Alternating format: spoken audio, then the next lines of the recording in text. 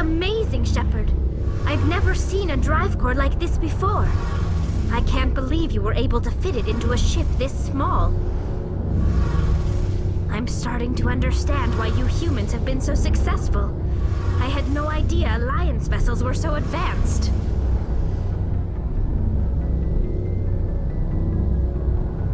The Normandy's a prototype, cutting-edge technology.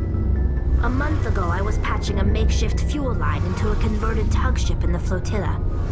Now, I'm sitting on board one of the most advanced vessels in Citadel space. I have to thank you again for bringing me along. Traveling on a vessel like this is a dream come true for me. I had no idea you found ship technology so interesting. It comes with being a Quarian. The migrant fleet is the key to the survival of my people. Ships are our most valuable resource. But we don't have anything like this.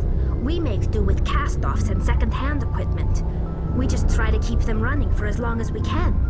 Some of the fleet's larger vessels date all the way back to our original flight from the Geth. I can't believe your fleet's still using ships that are 3 centuries old. They're constantly being repaired, modified, and refitted. They aren't pretty, but they work. Mostly. We've tried to make ourselves as independent as possible on the flotilla, grow our own food, mine, and process our own fuel. But some things we just can't make on our own.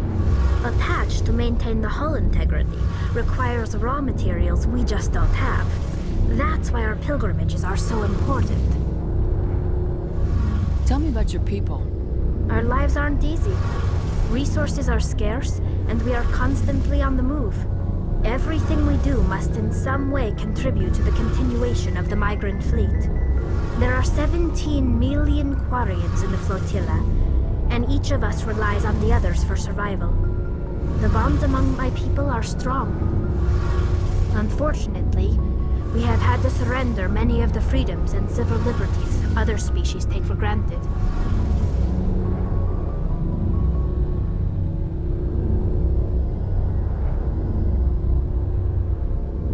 What kind of freedoms? Well, it's illegal for parents to have more than one child. If our population grows too much, it would strain our resources to their breaking point. Of course, we also can't allow our numbers to become too few. If our population is in decline, the rule against single births is temporarily repealed. In extreme cases of population decline, incentives are even offered to encourage multiple births, though the Conclave hasn't had to take such measures in nearly a century. That's your government. The Conclave is our civilian branch of government. Each ship can elect a representative to serve on the Conclave and make decisions that affect the fleet as a whole. On matters that affect an individual ship, however, the captain has the final say. It's a tradition that dates back to the early days, when the fleet was governed by martial law. Fortunately, most captains nowadays are smart enough to have an elected council from their crew to give them advice and guidance.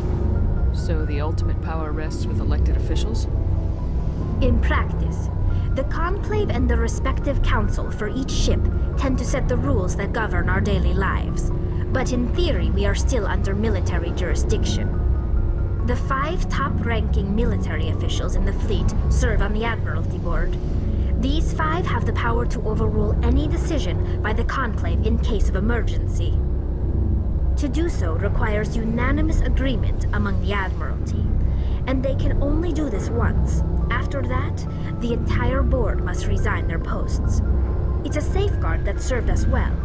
In nearly 3 centuries, the Admiralty Board has only overruled the Conclave 4 times.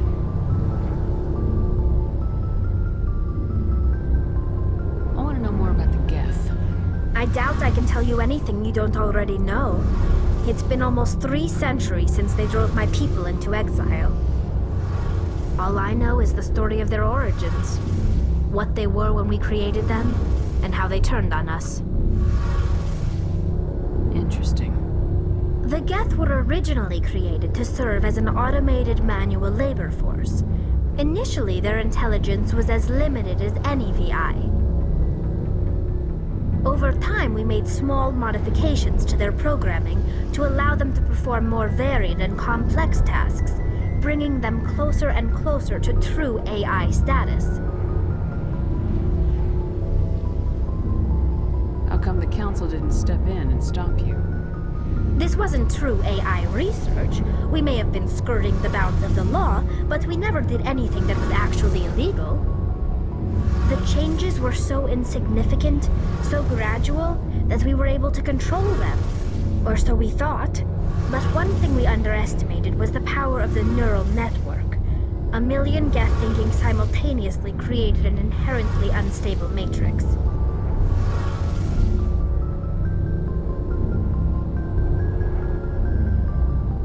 So the Geth share brain power?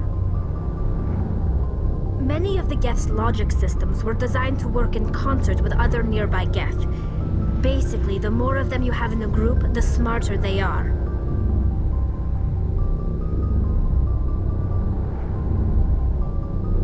So there's some sort of group consciousness?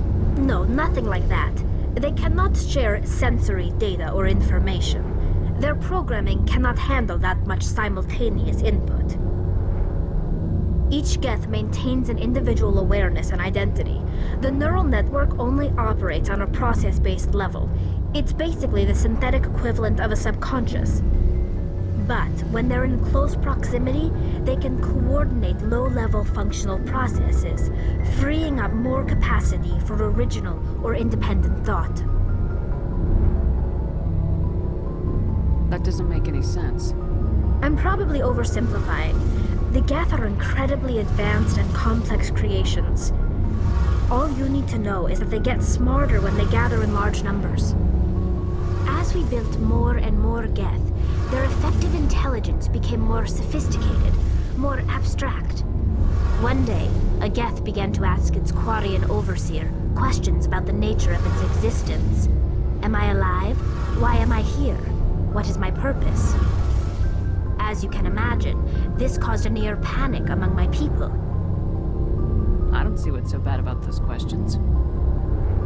The Geth were created to engage in mundane, repetitive, or dangerous manual labor.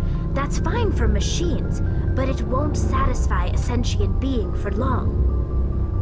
The Geth were showing signs of rudimentary self-awareness and independent thought. If the Geth were intelligent, then we were essentially using them as slaves.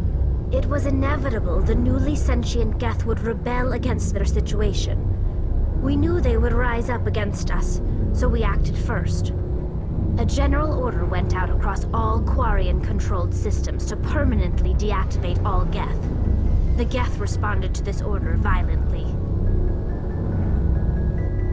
Hey, you can't blame them for fighting for their survival. We had no other choice. The Geth were already on the verge of revolution. By acting quickly, we had a chance to end the war before it began. The hope was that most of the Geth would still be little more than machines, incapable of organized resistance. But they had progressed much further than anyone anticipated. The war was long and bloody. Millions upon millions of Quarians died at their hands. In the end, we were forced to flee our own homeworld. We feared the Geth would pursue us, but they never came beyond the Veil. Now we drift through space, exile searching for a way to reclaim what was once ours.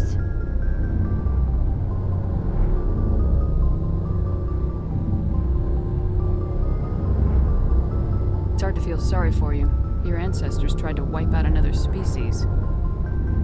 We made a mistake when we created the Geth in the first place. But we did not make a mistake when we went to war against them. If we had not acted, they would have wiped us out. They're a synthetic life form. They have no use for organics. None. Why do you think they cut themselves off from the rest of the galaxy? Why do you think they've killed every organic being who's ever tried to contact them? They didn't kill Saren. What does that tell you? The Geth are not innocent victims in all this. They're the enemy. They want to destroy us. Not just the Quarians. All organic life. That's why they've joined up with Saren. And that's why we have to stop him. I want to know more about the pilgrimage. When my people reach maturity, we leave our birth ships and seek acceptance with a new crew. It's necessary to maintain genetic diversity among the fleet. But no ship wants to accept someone who will be a burden on them. So, to prove our worth, we embark on a pilgrimage. We set out alone, leaving the flotilla and our families behind us. We only return once we have found something of value we can bring back to the fleet. This is presented as a gift to the captain of the respective ship we wish to join. If the gift is accepted, we are welcomed into the crew.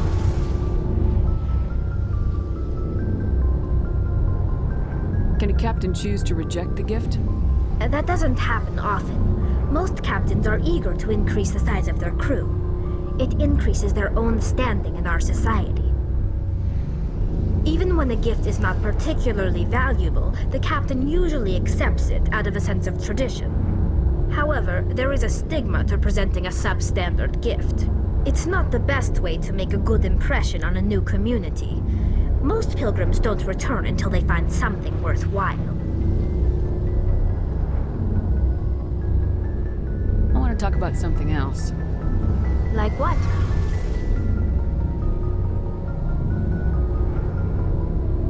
I should go.